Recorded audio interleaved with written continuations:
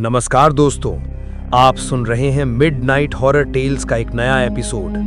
मैं हूं आपका होस्ट और आज की कहानी उन सबसे डरावनी घटनाओं में से एक है जिसके बारे में आज भी लोग बात करने से बचते हैं। कहा जाता है कि कुछ जगहें ऐसी होती हैं जहां इंसान अपने मन से नहीं जाता बल्कि उसे कोई बुलाता है। आज हम आपको एक ऐसी वास्तविक घटना सुनाने जा रहे हैं जो शुरू होती है एक पुराने टूटे फूटे शेड से और खत्म होती है एक ऐसे सच पर जिसे जानकर आपकी रूह कांप उठेगी। तो लाइट्स बंद कर दीजिए, हेडफोन लगा लीजिए, क्योंकि अब शुरू होती है शेड के उस पार। ये कहानी है अमन की, जो भोपाल के पास एक छोटे से गांव में अपने दोस्त समीर के यहाँ गर्मियों की छुट्टियों बिताने आया था। समीर का घर गांव की बिल्कुल किनारे था। चारों तरफ खेत, आखिरी कोने पर नलकूप और उससे थोड़ी दूर एक पुराना टूटा हुआ टिन का शेड था। दूर से देखने पर सिर्फ जंग लगा ढांचा, लेकिन पास जाने पर ऐसा लगता जैसे किसी ने जानबूझकर उसे अधूरा छोड़ा हो। अमन ने जब पहली बार उस शेड को देखा था तो उसका मन अजीब तरीके से भारी हो गया था, जैसे कोई उसे वहां ना जाने की चेतावनी दे रहा हो। मगर गांव के बच्चे अक्सर शाम को वहीं खेलते थे। समीर ने बताया कि ये शेड बहुत पहले किसी ने बनाया था, पर अचानक एक रात काम करने वाला मजदूर वहीं मर गया। मौत कैसे हुई किसी को नहीं पता। उसके बाद से वहां कोई नहीं गया, सिर्फ बच्चे खेलते थे, वो भी दूर खड़े होकर पत्थर फेंकने तक। पहली रात अमन को नींद आने में देर लगी। रात के लगभग 2:30 बजे उसे लगा जैसे दरवाजे के बाहर कोई चल रहा हो, धीमे धीमे, जैसे कोई नंगे पैर हो।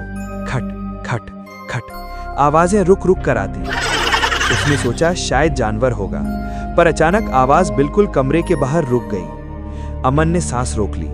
कुछ क्षणों के बाद खिड़की के कोने से किसी के लंबे काले बालों की छाया गुजरती दिखाई दी। वो तुरंत घबरा गया।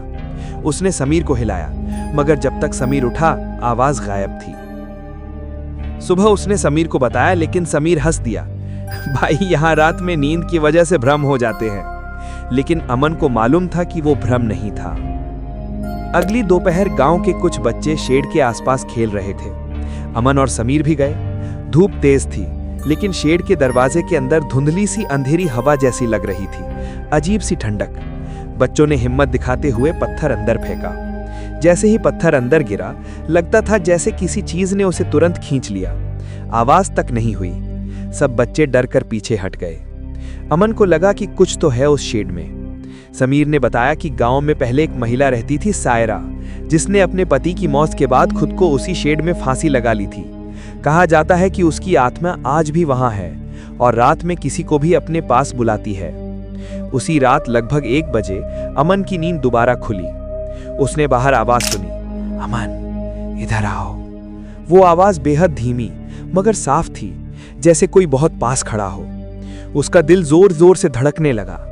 उसने खिड़की से बाहर झांका। शेड की दिशा में हल्की हल्की सफेद रोशनी चमक रही थी, जैसे कोई लालटेन अंदर जल रही हो, लेकिन शेड में कोई रोशनी का इंतजाम था ही नहीं। अमन के पैरों में अजीब सी खिंचाव महसूस हुई, जैसे कोई उसे बाहर जाने को मजबूर कर रहा हो।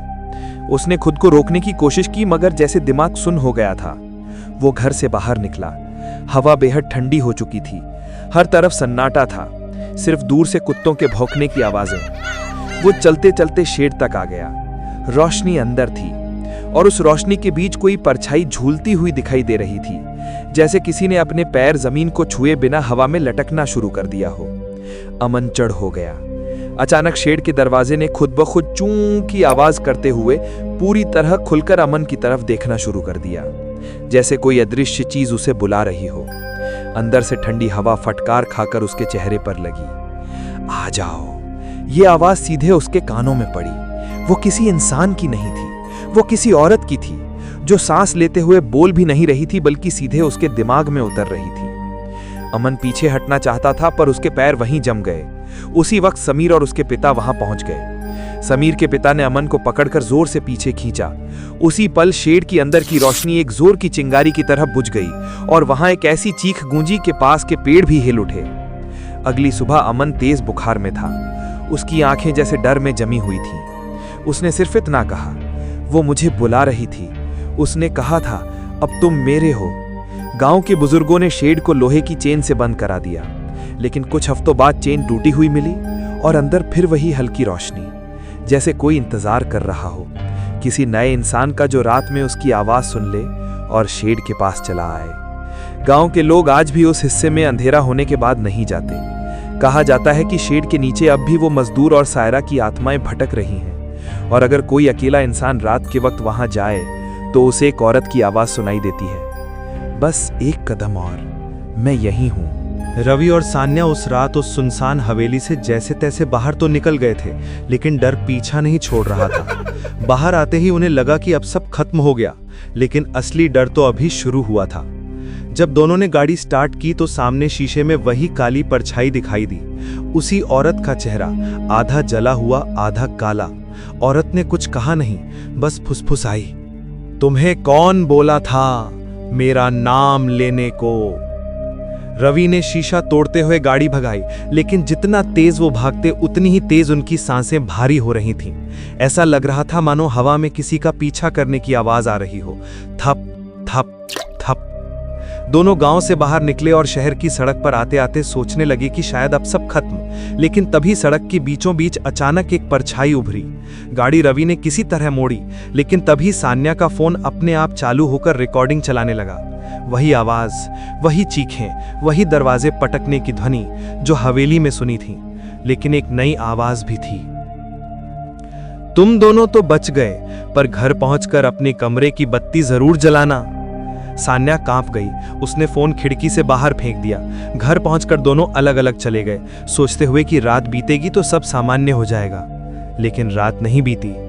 अगले ही दिन सुबह रवि ने सान्या को कॉल किया। सान्या की आवाज कांप रही थी। रवि, रात मेरे कमरे में कोई था, कोई दीवार पर हाथ फेर रहा था, जैसे मुझे ढूंढ रहा हो। रवि ने पूछा, तुमने देखा किसे? सान्या रोते हुए बोली, नहीं, पर मैंने आईने में उसका हाथ देखा, काला जलता हुआ।